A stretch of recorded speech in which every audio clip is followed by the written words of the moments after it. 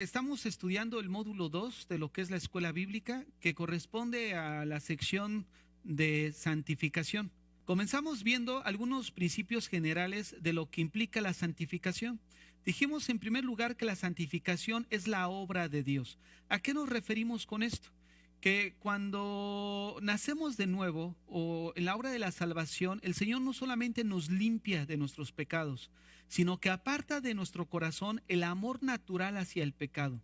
Decíamos, ¿cómo es de que ahora ya como cristianos aborrecemos lo que antes amábamos? O sea, ¿de dónde surgió ese aborrecimiento? Nada más porque te hiciste cristiano o vienes a una iglesia o lees la Biblia. Bueno, también los fariseos y saduceos leían la Biblia, pero no agradaban a Dios. La situación es de que Dios nos da un nuevo corazón y esto es la obra sobrenatural de Dios. Lo que prometió en Ezequiel 36:26, que nos iba a quitar un corazón de piedra para darnos un corazón de carne. Y ahora íbamos a guardar sus mandamientos y amarlos. Vimos en primera de Juan 5:3 que este es el amor de Dios, que guardemos sus mandamientos y sus mandamientos no nos son gravosos. Ahora bien, el segundo punto que quiero tocar es que la regeneración es incompatible con el pecado. ¿A qué nos referimos con que la regeneración es incompatible con el pecado? Recordemos que en el momento de la regeneración implica que Dios nos dio un nuevo corazón. Si Dios nos ha dado un nuevo corazón, ahora ese corazón va a manifestar un comportamiento pues visible, pero que es incompatible con lo que es pecado. Y ahí decíamos que no hay santificación, si no hay, donde no hay santificación, no hay regeneración. Entonces, ¿qué quiere decir esto? Que conforme nos apartamos del pecado, de esa manera, de esa misma manera, nos estamos acercando a Dios. O sea, de una manera más morimos al pecado y obviamente se entiende que vivimos para Dios. No podemos vivir al pecado y seguir viviendo para Dios. No se puede servir a dos señores, ¿no es cierto? O servimos a Dios o servimos al pecado. El tercer punto que veíamos es que la santificación es la evidencia. ¿A qué me refiero con evidencia? Me refiero que es la prueba de la obra del Espíritu Santo en la vida del creyente. Una persona no puede santificar su vida si el Espíritu Santo no habita en él, porque el Espíritu Santo viene a morar en aquellos a los que Dios le ha dado un nuevo corazón. En el nuevo nacimiento, en la regeneración, es donde viene el Espíritu de Dios sobre nosotros y entonces nuestra vida de santificación es la prueba de que el Espíritu Santo está obrando en nosotros. Por eso dice ahí Romanos 8:9 que el que no tiene el Espíritu de Dios no es de él. Así de sencillo.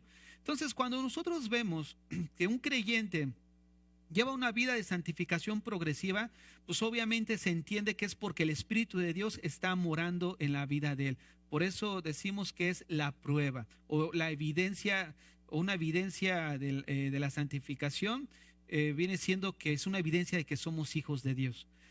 El punto 4, que es aquí donde creo que nos quedamos, es que la santificación es la señal segura de la elección de Dios. No vamos a hablar específicamente acerca de esta doctrina de la elección y de la predestinación, que más adelante la vamos a tocar dentro de lo que es la escuela bíblica, pero aquí a lo que quiero referirme es que las mujeres y los hombres que han sido elegidos de parte de Dios son aquellos que más se distinguen por llevar una vida santa. Por ejemplo, si nosotros vamos a Efesios capítulo 1, vayan ahí a Efesios 1. Efesios 1, versículo 4 al 5, dice, según nos escogió en él antes de la fundación del mundo, para que fuésemos santos y sin mancha delante de él. Miren, dentro de la comunidad cristiana del cuerpo de Cristo, todos, sin excepción, creemos en la elección. El problema no está en que si existe o no existe elección, el problema es en base a qué Dios hizo esta elección. El punto que estamos abordando el día de hoy no tiene que ver respecto a en base a qué Dios eligió, ¿no? Lo que estamos abordando es de que una prueba de aquellos que hemos sido elegidos de parte de Dios es nuestra santificación. Porque el texto es bien claro en el verso 4. Según nos escogió en él antes de la fundación del mundo, ¿para qué? Para que fuésemos santos y sin mancha delante de él. Todos aquellos que han nacido de nuevo, que hemos sido regenerados, se entiende que hemos sido escogidos por Dios. El término que utiliza la Biblia es ese. Hemos sido escogidos. Dios escogió un pueblo, Dios escogió ángeles, Dios escogió un grupo de gentiles, Dios escogió al pueblo de Israel, Dios escogió.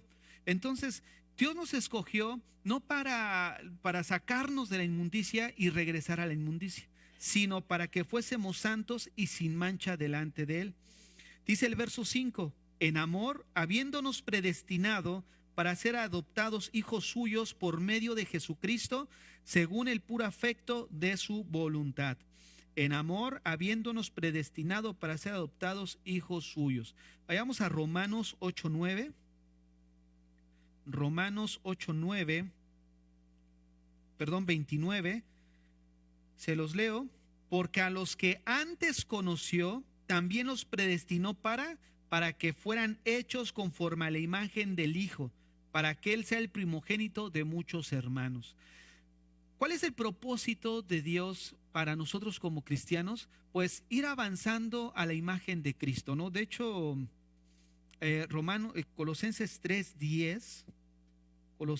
3:10 menciona, y revestíos del nuevo, el cual conforme a la imagen del que lo creó, se va renovando hasta el conocimiento pleno. O sea, hablando de que una vez ya como hijos de Dios,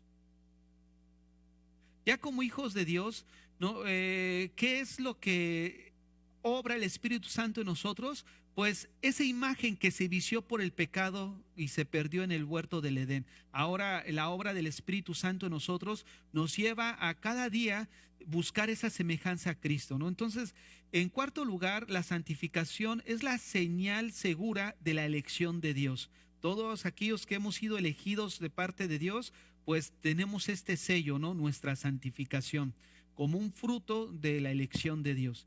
Número 5, la santificación siempre es visible. ¿Qué queremos decir con esto? Recordemos que, ¿se acuerdan? Bueno, aquí es más fácil mover mover el pulsor. Recuerden que esta imagen que tienen ustedes ahí acerca del corazón, ¿qué sucede cuando Dios nos da? ¿Dónde Dios ubica el problema del hombre? En el corazón. Ahora bien, si el problema está en el corazón, entonces decíamos que existen disciplinas dentro de la sociedad que buscan la manera de corregir el comportamiento del hombre. La Biblia solamente es el único libro que nos indica dónde radica el problema principal, y es en el corazón del hombre.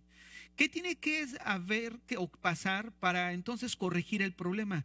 Darnos un nuevo corazón. Ezequiel 36:26, Él nos iba a quitar este corazón de piedra y nos iba a dar un corazón de carne. ¿Por qué razón? Porque este corazón, que es el centro de control con el que nacemos, está viciado por el pecado. Dice la Biblia en Efesios 2:1 que Él nos dio vida cuando estábamos muertos en nuestros delitos y pecados. ¿Qué implica esto? ¿Qué quiere decir estar muertos? Implica que nuestros deseos, nuestra voluntad, nuestros pensamientos están subordinados a la carne. Y la Biblia dice que el que anda en la carne no puede agradar a Dios, porque los deseos de la carne son en contra de los deseos del Espíritu. Entonces, la posición del hombre, pues está en mal posición delante de Dios. ¿Qué tiene que hacer Dios? Cambiar nuestro corazón. Si Dios cambia nuestro corazón, entonces nuestro enfoque debe de ir puesto en Jesucristo. Si nuestro enfoque está puesto en Jesucristo, en nuestras decisiones, en nuestras vida diaria, ¿qué va a producir? Un buen fruto. Si va a producir un buen fruto, esto se ve reflejado ¿en dónde? En nuestro comportamiento. Por eso decíamos en quinto lugar que la santificación siempre es visible. ¿Por qué? Porque es el resultado de la obra de Dios internamente que ahora se manifiesta exteriormente en la vida de los creyentes. Por eso es de que la santificación es visible. No es de que digamos, no, pues yo soy cristiano y sigamos llevando una vida mundana. Precisamente esto vamos a tratar el día de hoy. Cómo, qué hacer o qué pasa cuando un creyente realmente es creyente, pero manifiesta una vida pecaminosa delante de Dios. No, vamos a ver cómo Pablo nos manda a tratar estos asuntos en la vida de la santificación progresiva. Ahora, vayamos a Lucas capítulo 6:43. Lucas 6:43. Voy a irme rápido leyendo, si no lo encuentran ahí, no importa, y lo anotan y lo pueden leer después. Lucas 6:43 dice así: no es buen árbol el que da malos frutos, ni árbol malo el que da buen fruto, porque cada árbol se conoce por su fruto, pues no se cosechan higos de los espinos, ni de las zarzas se vendimian uvas.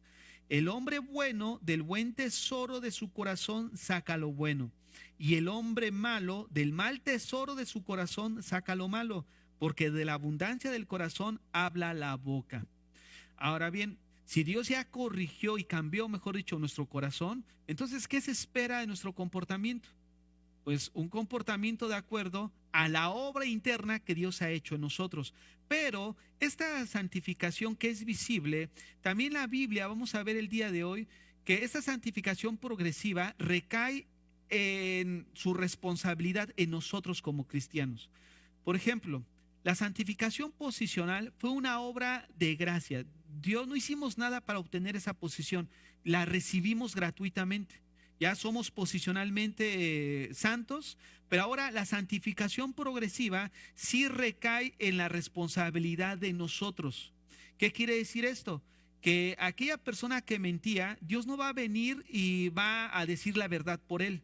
Aquella persona que robaba, no va a venir Dios y va a hacer que él tenga un comportamiento, o sea, que Dios va a hacer ese comportamiento por él, sino que este comportamiento ahora recae en nuestra responsabilidad. Soy yo el que debe de dejar de decir mentiras. Soy yo de una manera intencional el que debe de dejar de mentir, ¿no? Y de tomar lo ilícito, pero es de una manera intencional.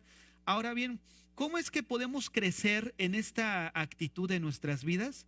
Pues Dios dejó de alguna manera 3 medios de gracia que nosotros podemos ubicar en la Biblia, que es la lectura de la Biblia.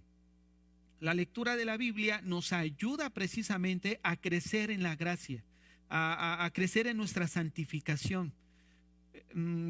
Porque es la lectura de la Biblia la que va renovando nuestra manera de pensar.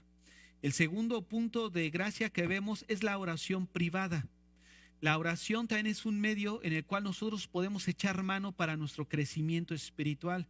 Recuerden, ahora que estaba meditando en las tareas, estaba viendo lo que habían puesto en las preguntas, que la finalidad era simplemente llevarlos a la reflexión respecto a que nosotros debemos de ser retrospectivos, es una retrospección, ya me trabé la lengua, retrospección de nosotros mismos respecto a nuestro estado espiritual. Por ejemplo, hay algo que decía que fue reiterativo y muchos lo mencionaron, es de que un hombre que deja de orar es un hombre que peca, pero un hombre que se acerca a la oración es un hombre que deja de orar. Y es una realidad, o sea, es un medio que Dios ha establecido o ha dejado para dejar de pecar. ¿Lo dije al revés? Era para ver si estaban atentos. Era para ver, ¿ya vieron? Estaban atentos. No, se estaba viendo, Bien, bien. Bien, pasaron ya todos exentos. Pasaron. Dice que el hombre que deja de orar, peca. Y el hombre que hace la oración, deja de pecar. Así lo había dicho, ¿no? Ok, bueno, está bien, ya pasaron todos. Entonces, eso nos ayuda a que la oración, pues es un medio de gracia, ¿no? Hace como 2 semanas me preguntaban qué pensaba acerca de la oración. Bueno, pues la oración es fundamental. ¿Por qué? Porque nos ayuda a entrar en relación o en comunión con Dios. ¿Te imaginas que estés con tu esposa y no te hables por 1 mes? ¿O por 2 meses? ¿O por 4 meses? Ahora imagínate lo mismo que pasaría si no hablas con Dios a través de la oración. La oración nos comunica, no entramos en esa intimidad con Él. Entonces, el tercer punto que vemos que ha sido dejado como un medio también para crecer en nuestra vida de santificación es la asistencia regular a la iglesia. La iglesia no fue creada por el hombre. La iglesia es una institución establecida por Dios. y ha sido establecida por Dios para la edificación del cuerpo. Es un lugar donde no viene gente perfecta. Entonces no nos vamos a encontrar con gente perfecta ni que reaccione de una manera correcta. Nos vamos a encontrar con personas que necesitamos, pues que Dios obre en nuestras vidas y en nuestros corazones. Entonces es algo que nosotros necesitamos ver, que es un lugar, es un centro de donde Dios restaura vidas, restaura corazones. Y es ahí donde muchos dicen, bueno, cuando yo esté bien voy a ir a la iglesia. Es porque no han entendido la esencia de lo que es la iglesia. Si tú puedes estar bien sin Dios, pues ¿para qué necesitas a Dios? ¿No es cierto? Nosotros necesitamos venir a la iglesia porque necesitamos de Dios. Y es el lugar donde obviamente Dios diseñó para restaurar, ministrar corazones. Y es un lugar también donde crecemos en nuestra vida de santificación, donde Dios nos pule unos con otros, ¿no es cierto? Y bueno, pues estos tres puntos fundamentales nos ayudan precisamente a crecer en nuestra vida de santificación. La lectura de la Biblia, la oración privada y la asistencia regular a la iglesia. Ahora bien, en base a todo lo que hemos estado viendo con las clases anteriores, quiero que veamos el día de hoy cuatro ideas generales que tienen que ver con lo que... Ah, ya lo quité. Perdón, ahí está. Cuatro ideas generales que tienen que ver con lo que hemos visto.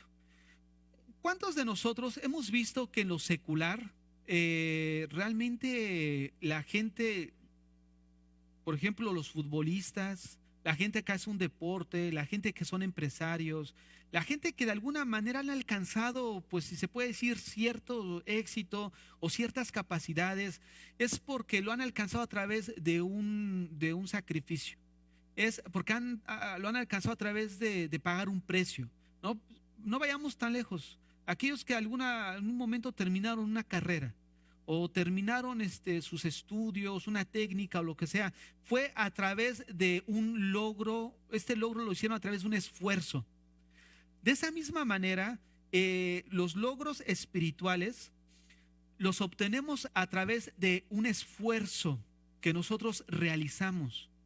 No, no es de que nosotros pidamos al Señor ser como San Pablo o como su madre María, que pues eran gente piadosas, y vamos a dormir, y como lo pedí hoy, mañana voy a levantarme con esa vida piadosa como ellos la llevaban. No, realmente no funciona así. Nosotros podemos darnos cuenta que estos logros espirituales que vemos en estos hombres en la Biblia es porque hicieron un esfuerzo previo. Y es algo de lo que nosotros necesitamos observar. Todos estamos posicionalmente en el mismo lugar. O sea, somos santos posicionalmente. Pero en la santificación progresiva no nos encontramos todos en el mismo lugar.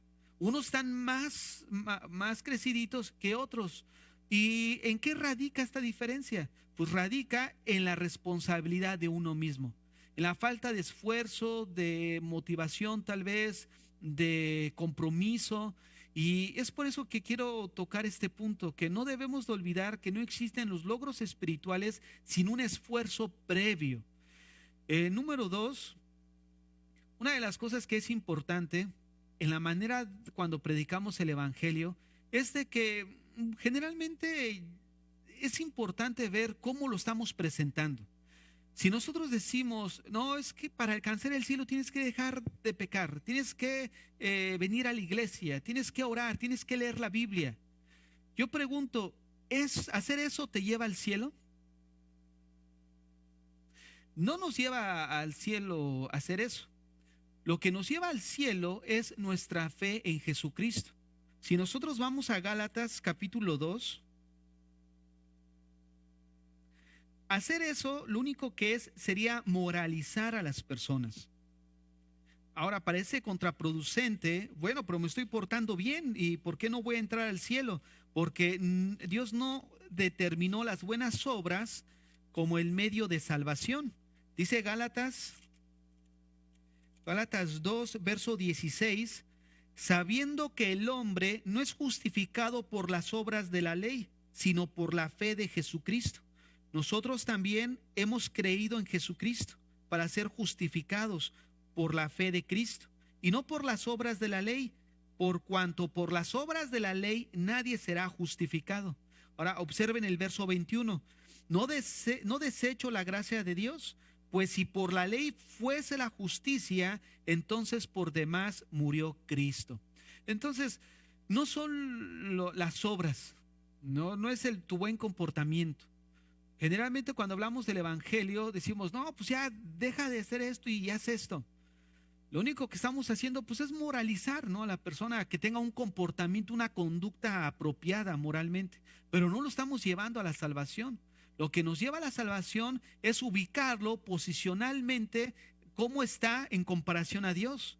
O sea, él está muerto, está destituido, está bajo la ira de Dios. Necesita la gracia que viene a través de Cristo para que posicionalmente esté bien ubicado en dirección a Dios, ¿no? Que es solamente viene a través de la obra de Cristo. Entonces, esta es la manera de lo que quiero mencionar aquí, que la santificación siempre será lo que complazca a Dios. O sea, una vida de santificación no te salva, pero una vida de santificación sí complace a Dios. Ahora, antes de Cristo era imposible que llevésemos una vida de santificación agradable a Dios.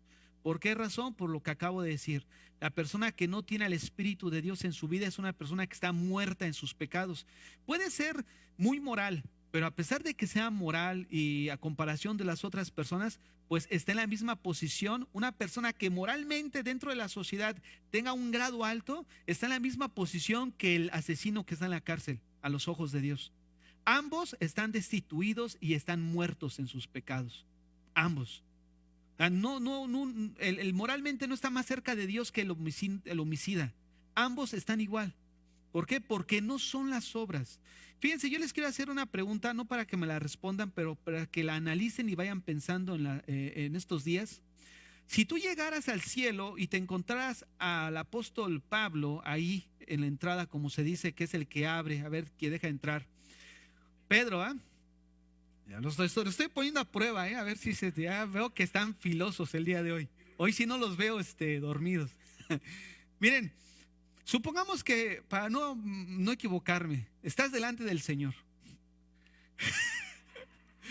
Y el Señor te dijera, ¿tú quieres entrar al cielo? Dime por qué motivo yo te debo de dejar entrar. ¿Tú qué le dirías?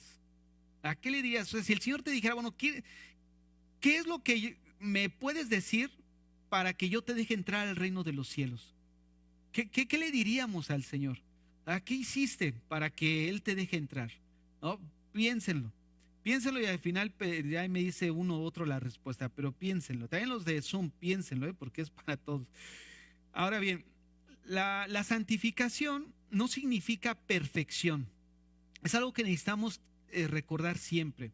Significa separación. Se refiere al proceso de ¿qué? De hacer santo.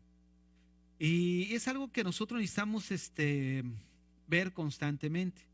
Bueno, ahorita que quería mencionar algo aquí, pero no quiero ser redundante. Ahorita lo voy a tocar más adelante. Mejor voy a pasar al punto 4. La santidad nos habla de ser apartados del pecado y puestos aparte para Dios. Básicamente es la misma idea que hemos estado tratando, y esto tiene que ver con el sentido de reflexionar respecto a un término que manejamos en el primer módulo, que es antinomianismo. Llegar a creer que yo puedo tener relación con Dios sin considerar mi vida a la par de la palabra de Dios. Tú no puedes agradar a Dios. Fíjense cómo es un complemento. Cuando me refiero que no podemos agradar a Dios a través de hacer obras, me refiero antes de Cristo. Y antes de ser cristianos, tú puedes hacer la obra que tú quieras, nunca va a complacer a Dios. Solamente una vida de santificación, ya como cristianos, sí es algo que complace a Dios. Entonces, a este punto estoy haciendo mención ahorita. La santificación nos habla de ser apartados del pecado, pero en ese mismo momento ser dedicados a Dios, lo que ahorita les decía del término antinomianismo.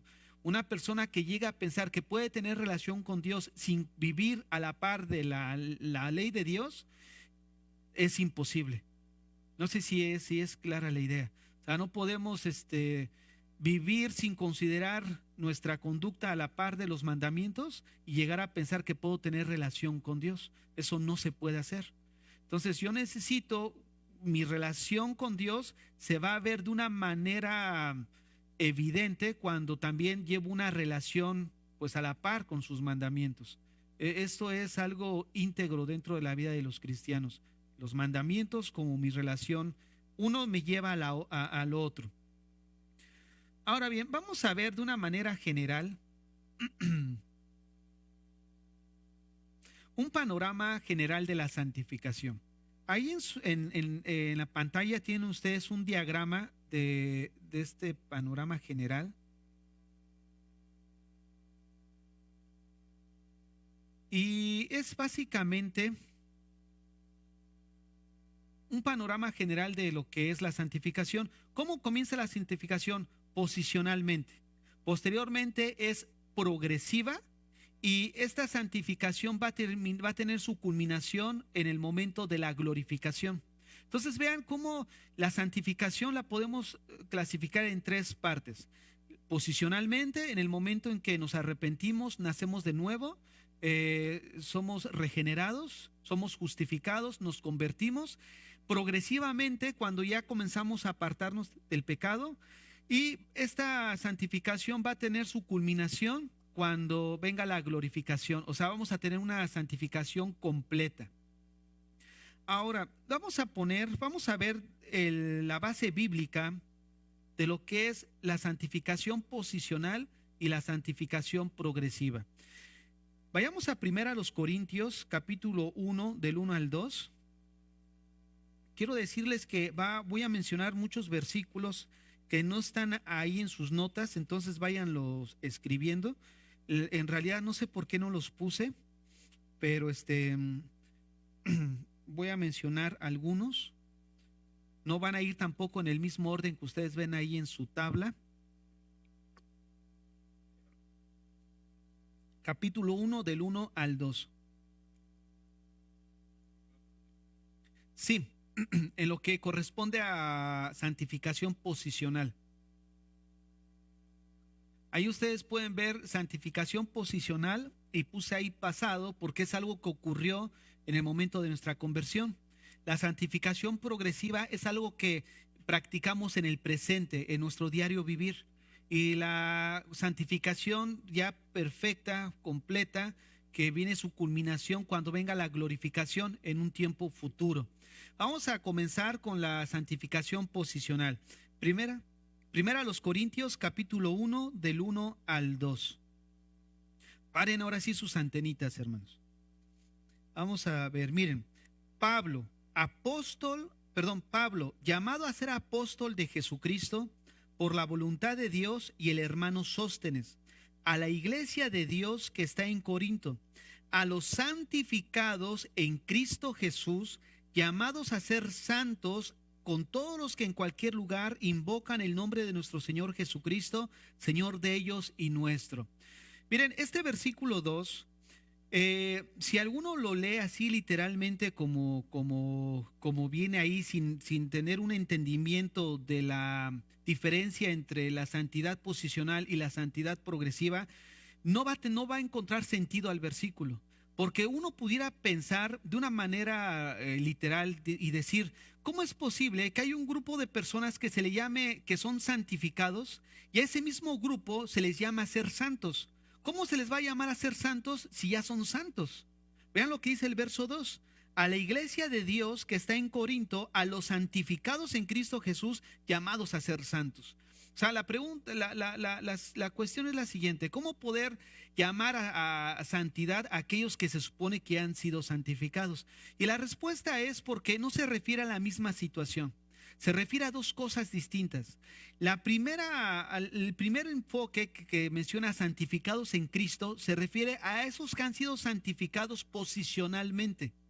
Vean lo que dice: a la iglesia de Dios que está en Corinto, a los santificados en Cristo Jesús.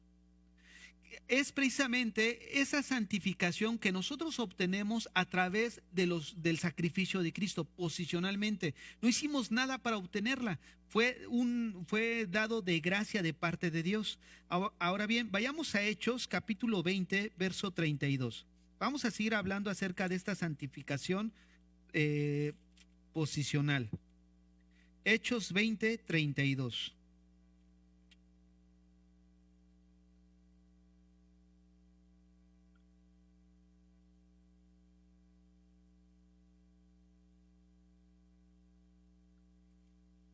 Hechos 20, 32 dice así: y ahora, hermanos, os encomiendo a Dios y a la palabra de su gracia, que tiene poder para sobreedificaros y daros herencia con los santificados. Miren, observen bien el texto. Dice así: y ahora, hermanos, os encomiendo a Dios y a la palabra de su gracia. Observen qué efecto tiene la palabra de Dios, o sea, el evangelio. Esta palabra de gracia tiene poder para sobreedificarnos y darnos herencia con los santificados. O sea, la palabra de Dios, que es la semilla, nos introduce a ser parte de los que han sido apartados para Dios de una manera posicional. ¿Cómo lo sabemos? Porque esta palabra santificados significa poner aparte para Dios, pero es lo opuesto a la palabra koinos. ¿Qué significa koinos? La palabra koinos significa común, significa inmundo. Síganme a Hechos capítulo 10. Hechos capítulo 10. ¿Se acuerdan de la escena de Pedro con Cornelio? Hechos 10, verso 9. Al día siguiente, mientras ellos iban por el camino y se acercaban a la ciudad, Pedro subió a la azotea para orar, cerca de la hora sexta, y tuvo gran hambre y quiso comer, pero mientras le preparaban algo, le sobrevino un éxtasis, y vio el cielo abierto y que descendía algo semejante a un lienzo, a un gran lienzo, que atado de las cuatro puntas era bajado a la tierra, en el cual había de todos los cuadrúpedos terrestres y reptiles y aves del cielo. Y le vino una voz: levántate, Pedro, mata y come. Entonces Pedro dijo: Señor, no, porque ninguna cosa común, esa es la palabra koinos, que es lo opuesto a santificado. ¿Qué leímos ahorita en Hechos antes de este texto? Que la palabra de Dios tiene poder para darnos herencia con los santificados. O sea, con aquellos que ya no somos inmundos hacia Dios por nuestra naturaleza pecaminosa, sino que ahora somos introducidos a esa posición santa delante de Dios por medio de la palabra de Dios. Pero no solo eso, vean lo que sigue diciendo aquí. Volvió la voz a él la segunda vez: lo que Dios limpió, no lo llames tú común. Esto se hizo 3 veces y aquel lienzo volvió a ser recogido en el cielo. Lo que Dios limpió, no lo llames tú koinos, común. Regresemos ahí otra vez a Hechos 20, verso 32. Ahora, teniendo esto en mente, lo que vimos en Cornelio y Pablo, sabemos que le estaba dando Dios un entendimiento a Pedro de lo que iba a acontecer. Él mismo lo dice más adelante en Hechos 10, cuando va ahí con Cornelio y le dice: ustedes saben qué abominable es para un judío entrar a las casas de los gentiles, porque los gentiles eran considerados por los judíos cosas inmundas, común, ¿no? Algo que no era grato, no santo. Entonces él dice: ahora Dios me ha mostrado que yo no llame común a todos, sino que Dios ha escogido por medio de la palabra, bueno, no lo dice así, pero estoy parafraseando, pues lo que vemos aquí en Hechos, apartarlos juntos con los santificados, que es lo opuesto a común. ¿Qué implica esto? Que nosotros que hemos recibido el evangelio, hemos sido apartados ya, dejar de ser koinos, algo común, algo inmundo, para ser santos posicionalmente delante de Dios. Aunado a esto que estoy diciendo, vayamos a Romanos 15, 16. Romanos 15, 16.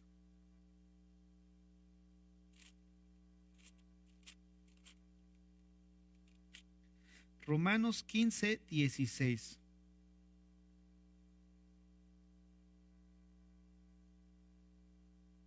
Para ser ministro de Jesucristo a los gentiles, ministrando el evangelio de Dios para que los gentiles, fíjate otra vez, el evangelio de Dios, lo que ahorita decíamos, la palabra que da poder para introducirnos a la herencia de los santificados, este versículo es un versículo paralelo, vean lo que dice. Para ser ministro de Jesucristo a los gentiles, ministrando el evangelio de Dios para que los gentiles les sean ofrenda agradable, santificada por el Espíritu Santo. O sea, ya no ser más llamados coinos, común, inmundos, sino ahora somos santificados por la obra del Espíritu Santo. Pero esto vuelve a referirse a una posición, a una santificación posicional. O sea, ellos no hicieron nada para ser santificados. Fue algo que vino cuando recibieron el mensaje del Evangelio. Vayamos a Hebreos capítulo 10, verso 8. Hebreos 10, 8.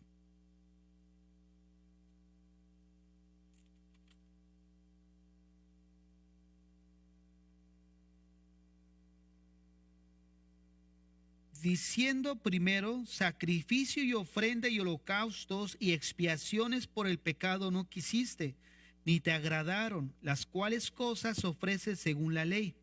Y diciendo luego, he aquí que vengo, Dios, para hacer tu voluntad. Quítalo primero para establecer esto último. Escucha esto. En esta voluntad somos santificados mediante la ofrenda del cuerpo de Jesucristo hecha una vez para siempre. Todos estos versículos anteriores que hablaban de que por la palabra de Dios eran santificados, ya no eran llamados común, sino apartados para Dios. Obviamente este versículo 10 como que viene a completar y a cerrar esta idea. ¿Cómo es que ahora nosotros somos santificados?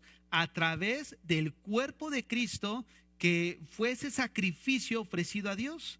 Vean, en esta voluntad somos santificados. ¿Qué voluntad? Pues la muerte expiatoria de Cristo, mediante la ofrenda del cuerpo de Jesucristo hecha una vez y para siempre. Vean el verso 14. Porque con una sola ofrenda hizo perfecto para siempre a los santificados. Quiero que observen cómo cómo somos vistos bajo la mirada de Dios, perfectos. ¿Eres perfecto? No, ¿verdad? Pero es una posición.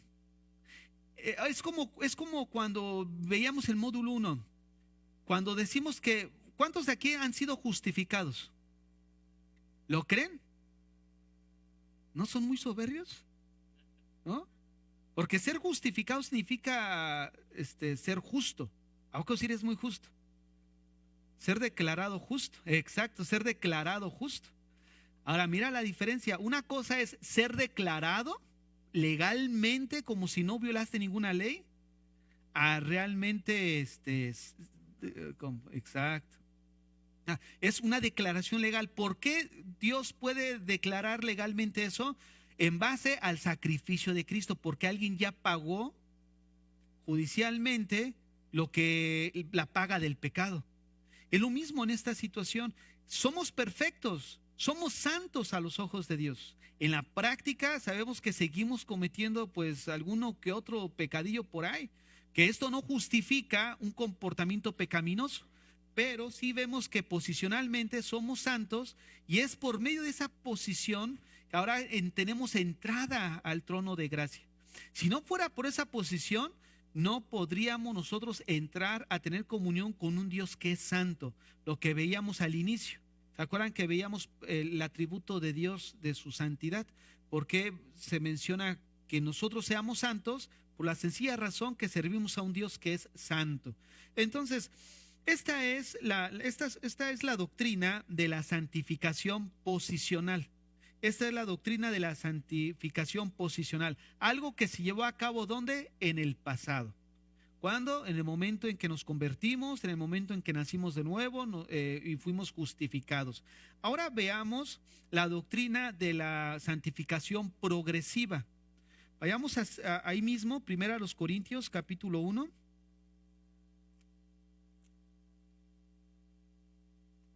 del 1 al 2.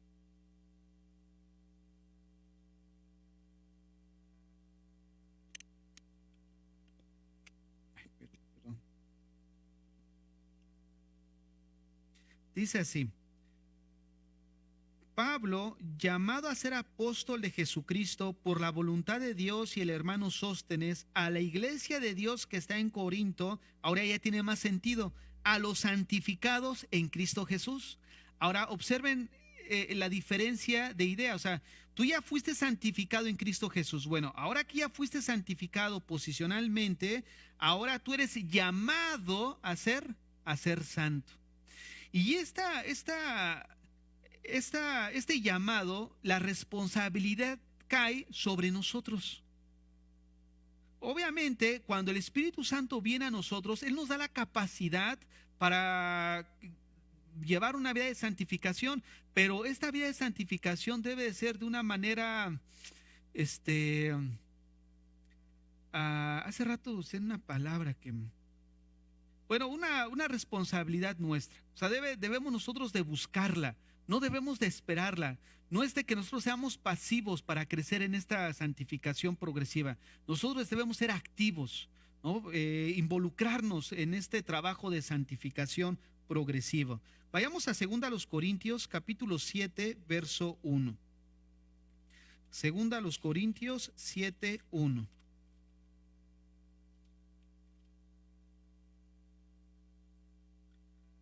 Así que, amados, puesto que tenemos tales promesas, limpiémonos de toda contaminación de carne y de espíritu, perfeccionando la santidad en el temor de Dios.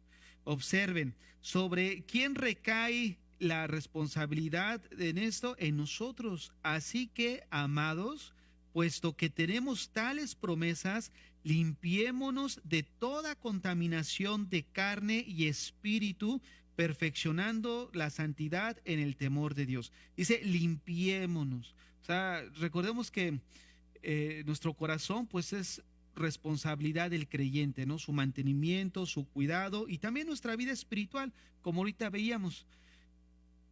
Eh, Generalmente cuando el creyente empieza en declive espiritualmente es porque se ha apartado de Dios, o sea, ha dejado la oración, se ha apartado de la lectura bíblica, se ha apartado incluso, yo creo que esa es una de las últimas etapas, que se aparta de la congregación.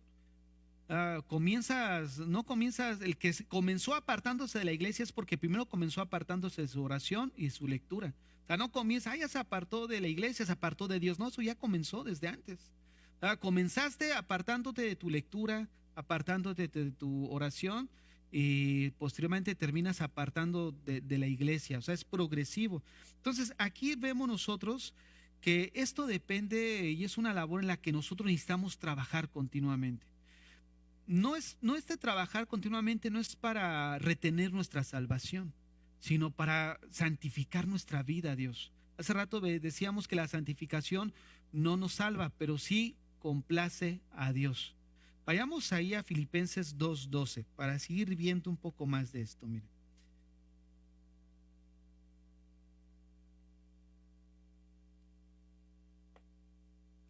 La santificación es el resultado de la salvación. Por eso decía que la santificación no nos salva, porque la santificación es el resultado de la salvación, como ahorita veíamos acerca de que es la obra de Dios la santificación, porque es el Espíritu Santo que vino a morar en nosotros, el que santifica, va santificando al creyente, y un creyente que se santifica es porque la obra del Espíritu Santo está haciendo en él. Filipenses 2:12. Por tanto, amados míos, como siempre habéis obedecido, no como en mi presencia solamente, sino mucho más ahora en mi ausencia, ocupaos en vuestra salvación con temor y temblor.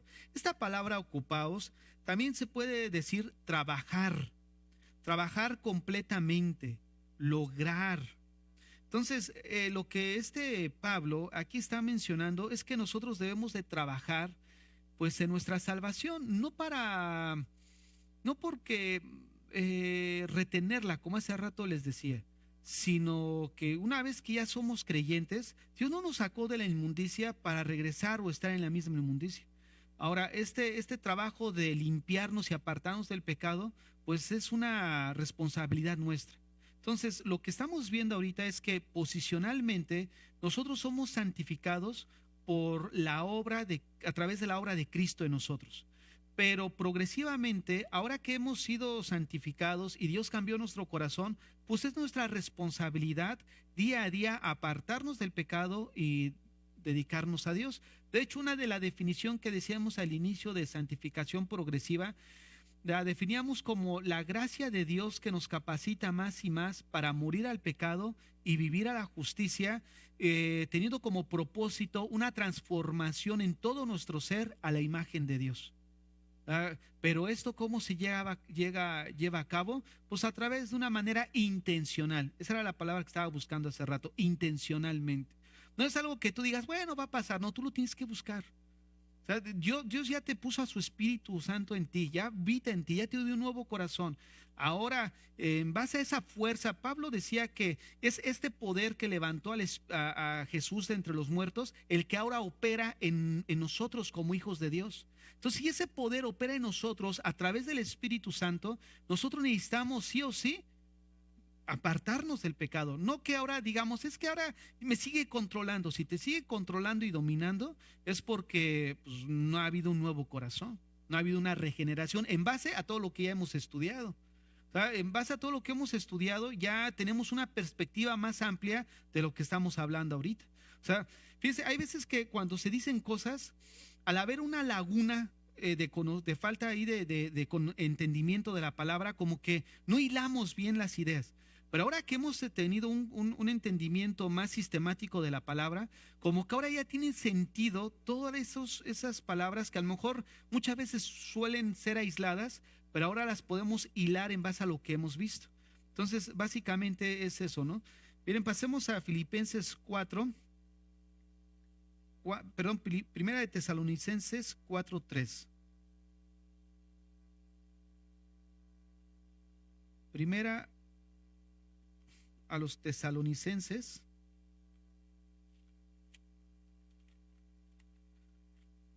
4:3.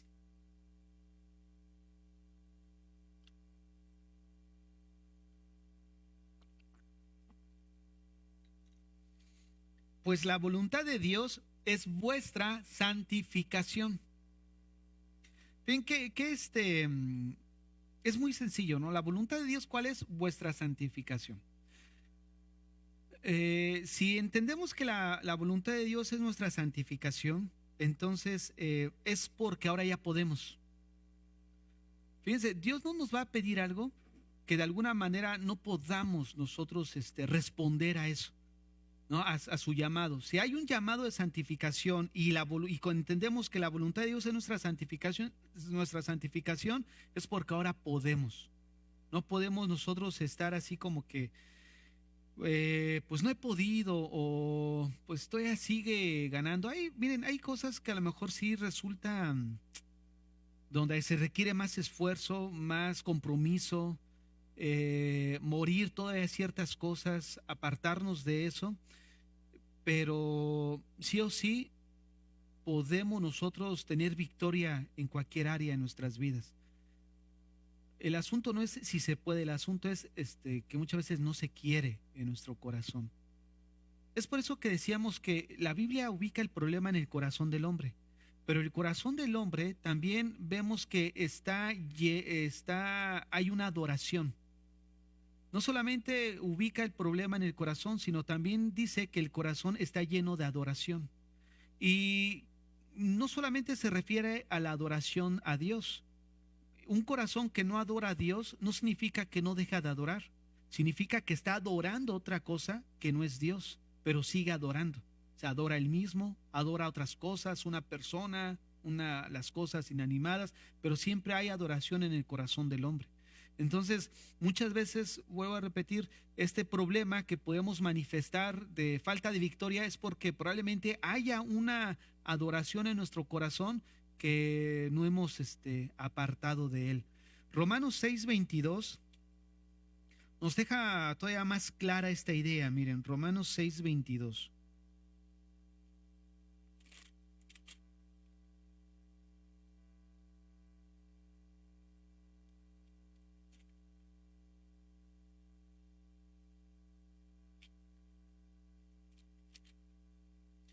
Mas ahora habéis sido libertados del pecado y hechos siervos de Dios, tenéis por vuestro fruto la santificación y como fin la vida eterna.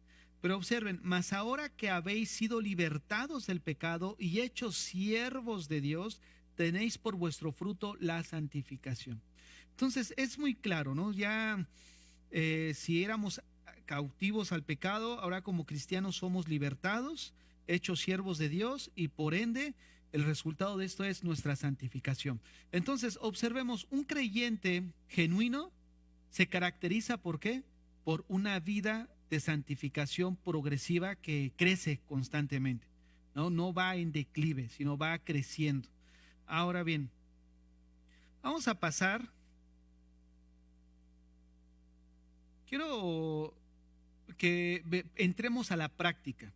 Miren, ya vimos la base bíblica respecto a la doctrina de la santificación posicional y la doctrina de la santificación progresiva. Ahora vamos a la práctica. ¿Qué les parece? Vamos a ver pues una historia real dentro de la Biblia y precisamente tiene que ver con la iglesia en Corinto o que está ubicada en Corinto para poder entender nosotros esta doctrina con más profundidad. Así que vamos a ver, les voy a marcar aquí. Vamos a ver, vamos a pensar en la iglesia a los Corintios. La iglesia de los Corintios, la iglesia que estaba en Corinto estaba ubicada obviamente en Corinto. ¿No? O sea, quiero que pensemos en lo siguiente, miren. Vamos a usar esta iglesia como un ejemplo práctico de lo que hemos visto. Esta iglesia estaba ubicada en Corinto, pero para entender el trasfondo de ella necesitamos ver lo que era Corinto en los tiempos bíblicos. Esta iglesia de Corinto en los tiempos bíblicos era una ciudad, perdón, esta ciudad, no iglesia, estoy hablando de la ciudad. Esta ciudad en Corinto era una iglesia floreciente, era una iglesia próspera, pero era floreciente y era próspera debido a que estratégicamente estaba bien ubicada. Quiero que veamos la ubicación donde se encontraba esta ciudad de Corinto para que tengamos una idea más clara de lo que les estoy mencionando. Ahí en su imagen, ustedes tienen la región de Grecia. Grecia está coloreada de color naranja. Geográficamente Grecia estaba dividida en dos partes. La parte del sur, que era esta península, que era llamada Peloponeso, que estaba unida a la parte norte, que era toda esta región, por medio de un istmo, que es este pequeño que estoy mencionando ahí. Un istmo es un pequeño territorio y es un brazo pequeño. Este istmo de ancho no tenía más de 7 kilómetros. Ahora, lo que quiero que veamos es por qué Corinto se convirtió en una ciudad muy próspera y lo que conllevó a eso. Corinto estaba ubicada en esta parte, en la parte sur de la península o de la parte sur del istmo. Este istmo dividía dos golfos. Era el Golfo de Corinto, donde se encontraba la ciudad portuaria llamada Lequeo, y el Golfo Sarónico, donde se encontraba la ciudad portuaria llamada Cencrea. Ahora, ¿qué tiene de relevante esto?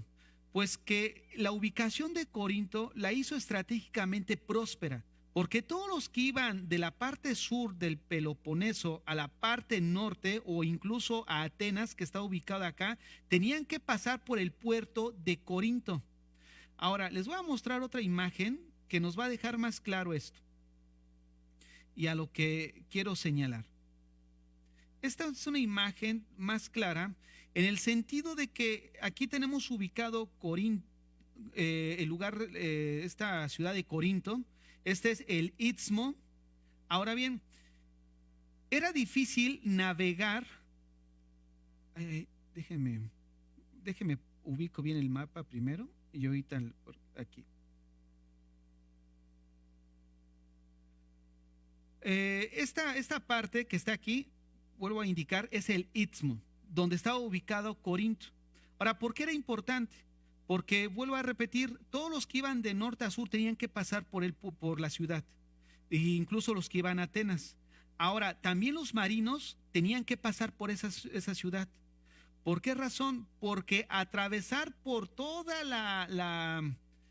la costa de la península de Peloponeso era muy peligroso. Era navegar 400 kilómetros de navegación. Era tan peligroso que se había acuñado un dicho que decía: un marinero nunca hace un viaje alrededor de Malea, que es la zona sur del cabo de esta península de Peloponeso, hasta que no hace su testamento. O sea, tiro por viaje había muertos ahí. ¿Y qué hacían entonces los marineros? Lo que hacían los marineros era que atravesaban este pequeño istmo que no medía menos de 7 kilómetros, y las embarcaciones las pasaban sobre troncos y eran arrastradas. Les llevaban menos tiempo, más económico, y era menos peligroso. Entonces ellos atravesaron eso. Tanto es así que el lugar también se llamó Dialcos, que significa el lugar para cruzar arrastrando. Vean nada más la importancia de la ubicación. Los marineros pasaban por ahí. Los que iban de norte a sur pasaban por ahí. Los que iban a Atenas pasaban por ahí. Ahora, era un lugar de negocio. Ustedes se imaginarán, yo creo que esos lugares de centro donde se hace el dinero, los negocios, se hace un lugar cosmopolita. Estaba ubicado por romanos, griegos, judíos, orientales. O sea, todo eso se hizo una situación que ayudó a la ciudad de Corinto, pues en muchos aspectos, financieramente hablando, pero también moralmente hablando, en mucha decadencia. Porque en los tiempos del Nuevo Testamento, vuelvo a repetir, déjenme tomar aquí mi crayón, estamos aquí. Esta ciudad se hizo floreciente precisamente por su ubicación. Corinto tuvo mucho éxito como centro de entretenimiento también, ya que en los tiempos bíblicos se hacían dos competencias que eran muy famosas. Una de ellas las tenemos hasta hoy, que son los Juegos Olímpicos, pero otra eran los Juegos Ístmicos.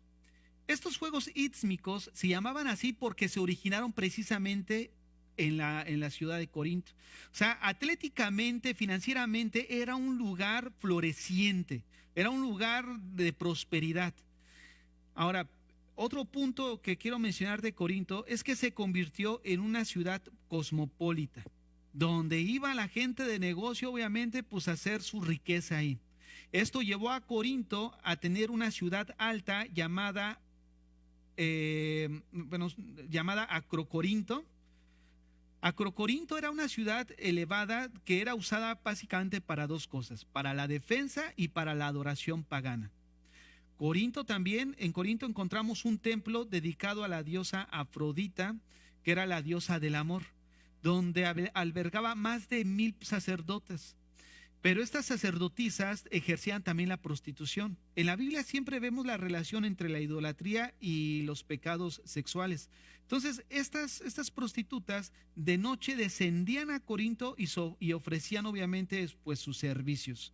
Esta ciudad, como hace rato les mencionaba, destacó en las cosas seculares, ¿no? En prosperidad, abundancia de riquezas, pero también destacó en el mundo pagano por su corrupción moral. A tal punto fue su corrupción que se acuñó una frase que era Corintiasestai. Corintiasestai significó comportarse como un Corinto. ¿Qué representa esto? Representaba la inmoralidad y el libertinaje de lo más obsceno. de lo más, así que de lo más corrompido que podía haber. El nombre de esta ciudad incluso se convirtió en sinónimo de depravación moral. O sea, ¿te imaginas? Esta ciudad era, pues, el centro donde movía, ¿no? En ese momento la economía, el atletismo, o sea, era realmente una ciudad importante. La llevaba a ser tan floreciente en eso, pero también en las cosas de la inmoralidad. Ya para acuñar este término corintiacistai es porque de plano sí estaba el lugar pues muy corrompido. Ahora, ¿qué quiero decir con esto? Pues con esto quiero que veamos lo siguiente. Este es el trasfondo de la iglesia de Corinto.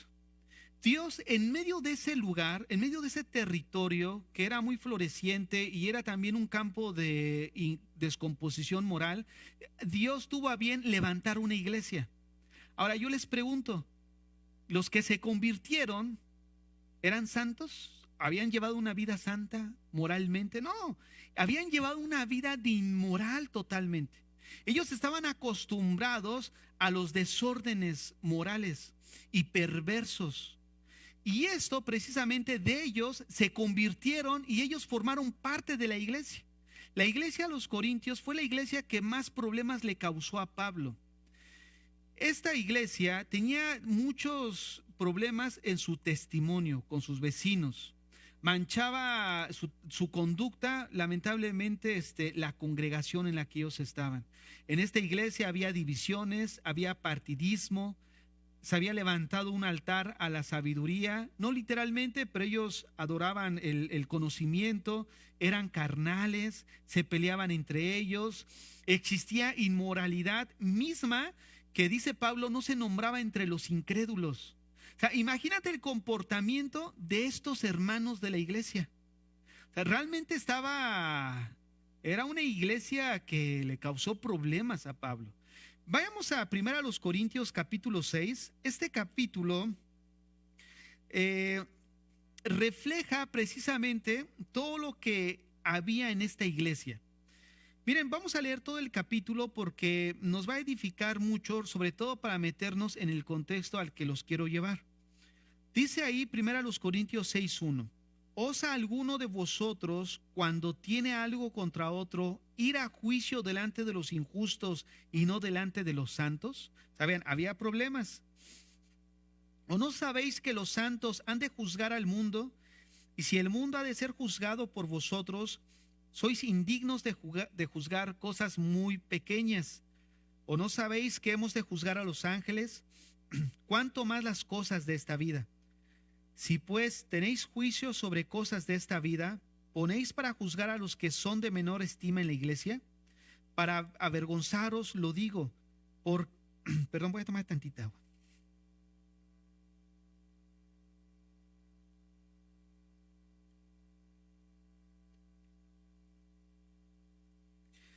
Comienzo desde el 4.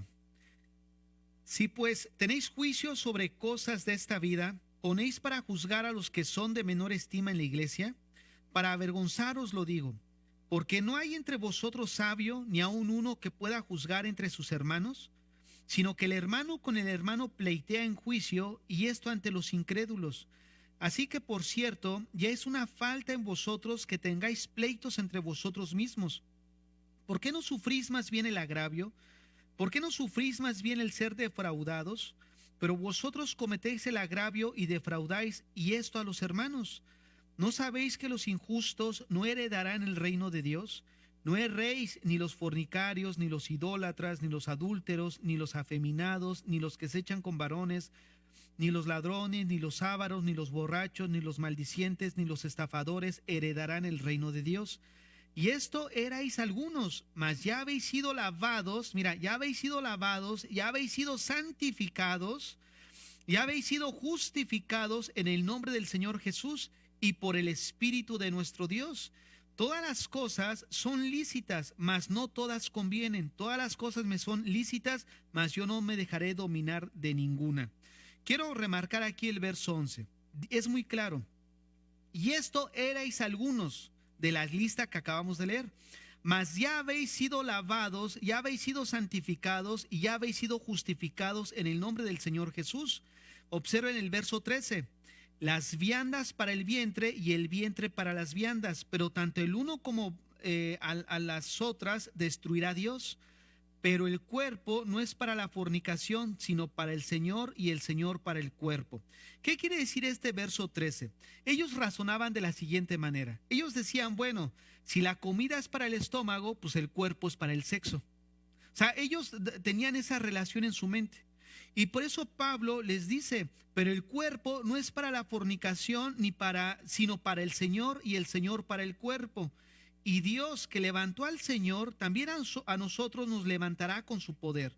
¿No sabéis que vosotros sois miembros de Cristo? ¿Quitaré pues los miembros de Cristo y los haré miembros de una ramera? De ningún modo. ¿O no sabéis que el que se une a una ramera es un cuerpo con ella? Porque dice, los dos serán una sola carne. Pero el que se une al Señor, un espíritu es con él. Huid de la fornicación. Cualquier otro pecado que el hombre cometa está fuera del cuerpo, mas el que fornica contra su propio cuerpo peca. ¿O ignoráis que vuestro cuerpo es templo del Espíritu Santo, el cual está en vosotros, el cual tenéis de Dios y que no sois vuestros? Porque habéis sido comprados por precio. Glorificad pues a Dios en vuestro cuerpo y en vuestro espíritu, los cuales son de Dios. Miren, ¿qué es lo que estamos viendo? Estamos viendo que en el verso 11 Pablo les dice que ellos ya habían sido santificados. Sin embargo, estaban manifestando una conducta pecaminosa. La carta de Pablo era para corregir una conducta pecaminosa dentro de la iglesia. Ahora, a lo que voy es en esto, tengamos en mente esto y vayamos a leer otra vez 1 Corintios capítulo 1 y versículo 2. Porque una vez que vemos el trasfondo de la iglesia que estaba en Corinto, el comportamiento que ellos estaban manifestando dentro de la iglesia, cualquiera hubiera dicho, estos no son cristianos. No, estos son cristianos, no, estos no lo son. Ahora, es a ellos a los que Pablo los empieza a corregir, que les dice el saludo en el versículo 2, a la iglesia de Dios que está en Corinto, a los santificados en Cristo Jesús. Esto es lo que sorprende, que a una iglesia que está manifestando conductas pecaminosas les llama santificados. Y es precisamente esto lo que nos debe de ubicar nosotros dentro de la doctrina. Esto no quiere decir que sea una licencia para nosotros llevar una vida pecaminosa. Esto ya lo estudiamos en el módulo 1. Entonces, nosotros ya vimos que nuestro estado de justificación permanece mientras que el cristiano peca y confiesa su pecado, 1 Juan 1:9. O sea, no pierdes tu estado de justificado. En la Biblia nunca encontramos el hecho de que tú pecas y dejas de ser justificado y después tienes que volver a ser justificado. La Biblia dice en Hebreos 10:10 que ya nos hizo perfectos, dice, haciendo perfectos a los santificados una vez y para siempre. No necesitas 2 veces volver a ser perfecto, ni 3 veces volver a ser perfecto. Nosotros posicionalmente estamos santos delante de Dios. Lo que sí necesitamos es relacionar de una manera sincronizada las doctrinas bíblicas. ¿Por qué? Porque ya dijimos que el que ha sido santificado posicionalmente manifiesta una vida de santificación progresiva. Que en ese caminar en nuestra vida progresiva, como sabemos que es nuestra responsabilidad, nuestra santificación, todavía luchamos en nosotros con situaciones difíciles, con situaciones que nos llevan muchas veces a ofender a Dios. Pero el que es cristiano sí o sí se acaba convirtiendo. Un ejemplo de eso, y lo encontramos ahí precisamente en esta carta a los Corintios, es en 1 Corintios, no lo busquen, pero en 1 Corintios capítulo 5, encontramos nosotros un caso donde Pablo dice, oigan, hay pecado dentro de la iglesia y tal pecado que ni siquiera se nombra entre los gentiles. Tanto es así que uno tiene a la esposa de su papá. O sea, estaba metiendo con la madrastra. Entonces, ¿qué era lo que estaba sucediendo? Que la iglesia no estaba haciendo nada. Resulta que Pablo manda a poner disciplina y les dice que tal se ha excomulgado, se ha echado fuera de la iglesia. En la segunda carta a los Corintios dice que este joven que había sido expulsado ahora había manifestado arrepentimiento. Y Pablo le dice, ya se arrepintió, que vuelva a entrar dentro de la iglesia. O sea, qué es lo que sucede? Que muchas veces nosotros estamos viendo la película, o sea, la vida de un hermano, pero nosotros no sabemos su final. Probablemente en ese transcurso pudiéramos nosotros condenarlo, pero todavía no termina la película. La película Dios sí la tiene terminada. No como en el caso de David, como en el caso de Sansón, como en el caso de este Salomón, como en el caso de muchos hombres en la Biblia, como en el caso de Pedro que negó al Señor. Uno lo vende, Judas, y otro lo niega. Como en el caso de muchos que en la Biblia vemos que al final pudiéramos nosotros deducir, no, pues estos ya no son salvos. No, que estos de esta iglesia de Corinto era una iglesia mundana. Y nosotros vemos que a la larga se estaban comportando como carnales. ¿Por qué? Como gente que manifestaba un comportamiento que no conoce a Dios. Por eso dice, estos eran antes ustedes, pero ahora ya son santificados. ¿Qué los está llamando? Les escribe una carta de exhortación y de reprimenda para que corrijan su comportamiento. Pero vuelvo a indicar, lo que aquí nos llama la atención es el saludo. Ustedes que han sido santificados, ahora son llamados a santificación. Ya desde el inicio empieza a tirar la idea central de toda la carta. Has sido santificado, ya santifícate, si es que realmente eres creyente. Esa es la esencia. Si el que es creyente, sí o sí va a dejar a un lado su pecado y va a escoger a Dios. Porque llega un momento donde probablemente no te descuidaste tu vida espiritual, dejaste la oración, dejaste la lectura en un tiempo determinado y vino el enemigo, aventó nada más el anzuelo y caíste redondito. Nosotros pudiéramos ya tacharlo como que ya se fue tras las tortas, ¿no? Allá por allá decían en México, ya debrayó, ya caminó, ya no hay más. Sin embargo, uno nunca sabe. ¿No? Uno nunca sabe y Dios tiene a bien levantar la vida de esta persona. Y ahí hago mención otra vez a Hebreos 10:10, lo que hace rato mencionaba. Ahora, la pregunta aquí es, ¿qué hacemos con el pecado de este grupo de cristianos? O sea, ¿qué hacemos con el pecado de esta iglesia? Vayamos a los Corintios, capítulo 7, verso 1. Segunda a los Corintios 7:1.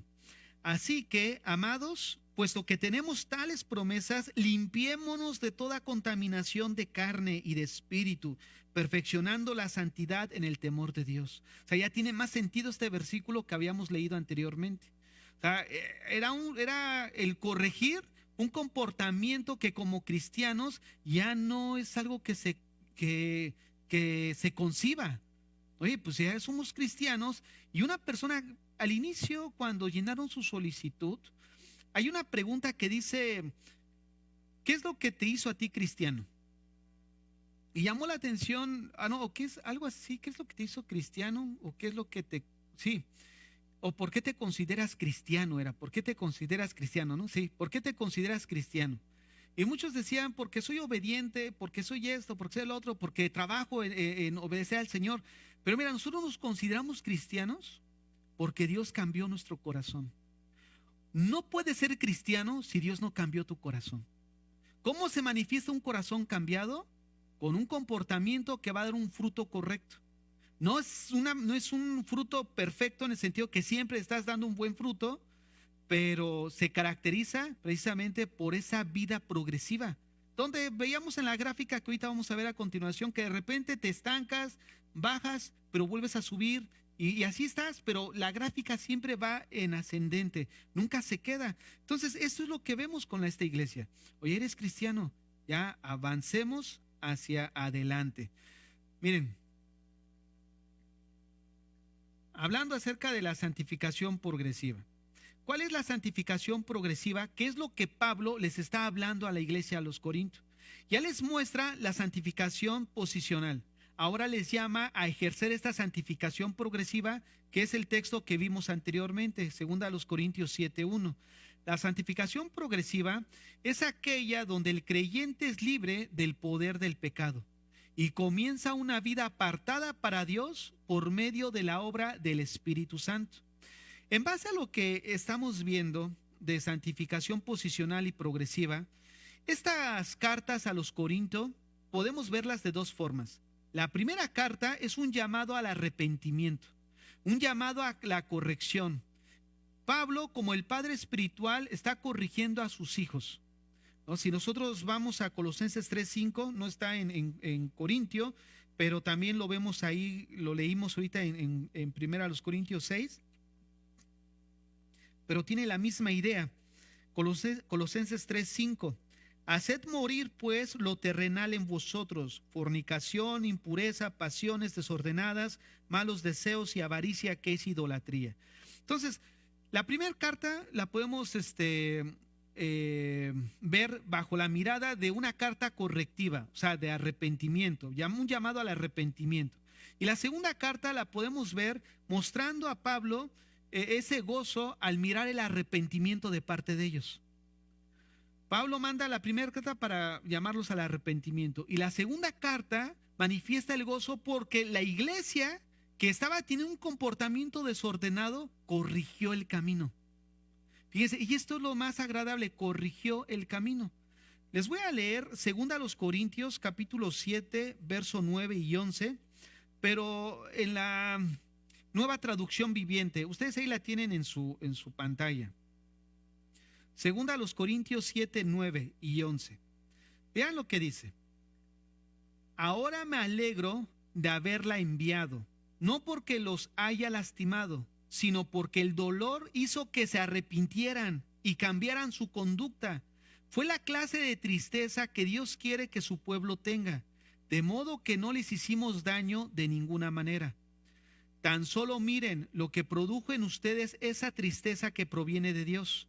Tal fervor, tal ansiedad por limpiar su nombre, tal indignación, tal preocupación, tal deseo de verme, tal celo y tal disposición para castigar lo malo. Ustedes demostraron haber hecho todo lo necesario para corregir la situación. Vean nada más cómo segunda los Corintios manifiesta que el gozo que presenta Pablo al ver que los miembros de la iglesia se habían arrepentido, habían corregido su conducta. Nosotros no podemos de buenas a primeras mencionar, no, pues este sí parecía, pero no era. No tenemos, vuelvo a repetir, la película terminada. No tenemos la película terminada. Y algo que quería aquí agregar es acerca de la gráfica, en la que nosotros vemos precisamente reflejado lo que acabo de explicar. La salvación consta, dijimos, de la justificación, que va ligada a la santificación y obviamente también a la glorificación.